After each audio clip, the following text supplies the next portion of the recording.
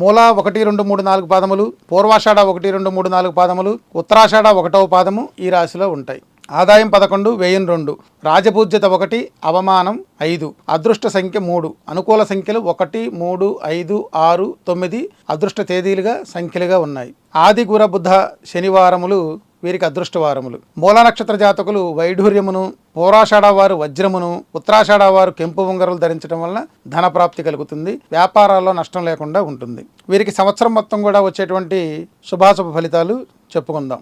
భూలాభం కలుగుతుంది, కార్యసిద్ధి కలుగుతుంది, పుత్రకళత్ర లాభం కలుగుతుంది, శుభకార్య ప్రయత్న లాభం కలుగుతుంది, అధికార భయం ఏర్పడుతుంది, నిర్ణయ లోపం ఉంటుంది, కాలయాపన చేస్తారు, భయం కలుగుతుంది. వీరి యొక్క పేరు తెచ్చుకున్నటువంటి కీర్తి నాశనం అవుతాయి అవకాశం ఉంది. శుభం కలుగుతుంది, ఆరోగ్యము, ధనలాభము, అనవసర ప్రయాణాలు, శ్రమ, స్థానచలనం, రోగపీడ, ధన నష్టం, వృధా ప్రయాస, వృత్తి వ్యాపారాలలో కష్టం.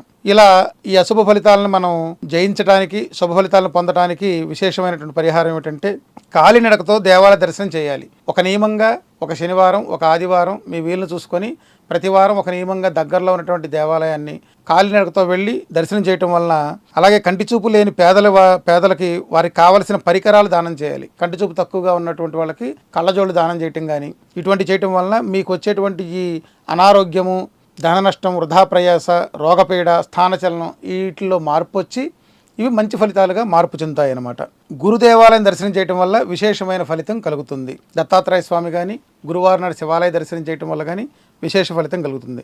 ఇందులో మూల నక్షత్రం వారికి వృత్తి వ్యాపారాల్లో అభివృద్ధి కలుగుతుంది, ధనలాభం కలుగుతుంది, కుటుంబ సౌఖ్యం కలుగుతుంది, ఇతరుల సహకారంతో అభివృద్ధి పొందుతారు, దూర ప్రయాణాలు కూడా వీరికి లాభిస్తాయి. పూర్వాషాఢ నక్షత్రం వారికి కుటుంబ సౌఖ్యం, ఆకస్మికంగా ధనలాభం కలుగుతుంది, స్త్రీ మూలక అభివృద్ధి ఉంటుంది, కీర్తి ప్రతిష్ట కలుగుతుంది, ఇతరులకు సహకారం అందిస్తారు, రుణ బాధల నుంచి విముక్తి కలుగుతుంది. ఉత్తరాషాఢ నక్షత్రం వారు కోపంతో వివాదాలు తెచ్చుకుంటారు, ధనవ్యయం ఎక్కువగా ఉంటుంది, ఆకస్మిక ప్రయాణాలు చేస్తారు, విదేశీయానం వీరికి అనుకూలిస్తుంది, శుభమూలకంగా కార్యసిద్ధి కలుగుతుంది.